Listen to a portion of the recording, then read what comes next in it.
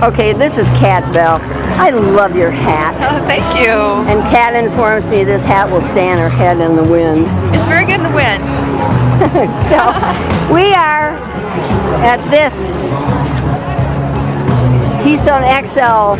Oh, you're carrying a Sierra Club sign. Yeah, I'm a member now. I'm a fairly recent proud member of the Sierra Club because I'm so proud that they have decided to take that next step, engage in nonviolent civil disobedience when necessary to protect our environment and specifically to fight the Keystone XL pipeline. So I just joined recently. I'm really happy about it.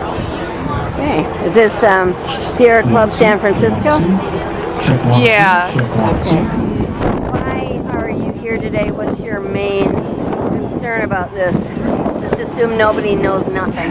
Well, just give a little bit of comfort to the public. I'm a school teacher. I'm a public school teacher, and kindergarten, first grade. So one big reason I'm out here is for my students, for the children, and for future generations. Basically to fight to protect our environment. In this case against the Keystone XL pipeline. How will this affect your students in a negative way? You say you're going to want to protect them. Yeah, well, what's it going to do to them? Three things. They're talking about climate change, how it can affect climate change, the air they breathe. We have more and more children who have been diagnosed with asthma. And typically I'll have at least one student every year who has asthma, and that's increased a lot. And just, the environment, this involves tar sands, oil drilling, and it just devastates the land. What does it do to the land? It just devastates it. I mean, I saw photos. It's just unbelievable. What did you see in the photos, Kat? It just looks like black, and you see the pictures before. It's like greenery and trees and streams and where was wildlife. The picture taken? It was in Canada, and then the after pictures are like it's just like brown and goop, and it's not very technical, but I'm just speaking as a person who observed this. It was horrifying, so sad. And then I was hearing reports about the people who are living in that area. It's just like they just say it's just like turned this land into like hell. Horrible. How did it turn the land into hell?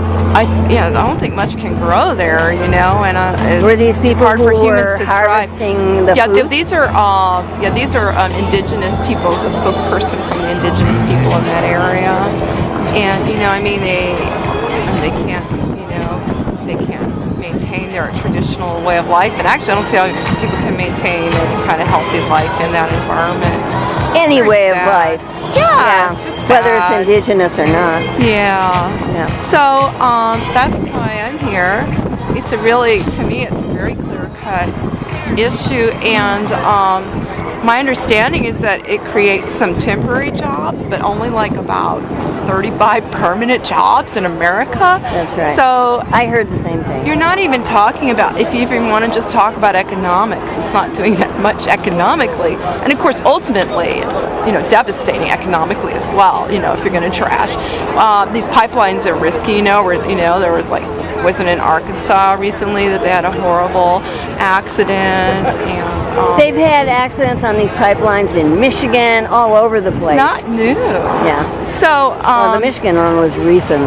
And yeah, I mean they destroyed a complete stream. Right, and they're like all these people have to be evacuated. They're going to the hospital. It's frightening. So but I'm inspired also because what was that rally and march earlier this year downtown San Francisco?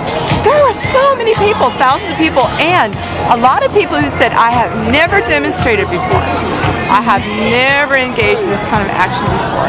But they are moved by this issue. You're talking about the march against Monsanto, probably. The march, the Keystone Pipeline March. Oh, that was in Pacific Heights. I was in it, and that was when there was one Barack downtown. Obama. Yeah. Yes, I think you're right about that. There was a big one downtown. Yeah. Sierra Club, 350.org, a lot of groups there, and people from outside of San Francisco came in, just from different parts of the state. It was big. So we've had 3 of them in San Francisco in the last 4 months. Yeah. Because the one up in Pacific Heights was when Barack Obama came to town. And Right. it was hugely attended. And then there was one. And Credo was involved in that, and so was the Sierra Club. And then too. one about a week ago or so, I was there not far from here when the Vice President Biden was in town. The people showed up for that as well. Yeah, people just showing up. Either of them comes to town, just keep reminding them This is of the their own only way. promises. Their promises, yeah. Yeah, it's like we have to come out in numbers. That's right. We don't have the money, we do have the numbers. We are the people. That's right. Yeah. That's right. I'm really touched that you care about your kids. I think yeah. that's just fabulous. Yeah. And I worry about them too, but Yeah. you see them in front of you every day. Yeah. So thanks for taking care of them, Kat. My pleasure. It's an honor. You're fabulous.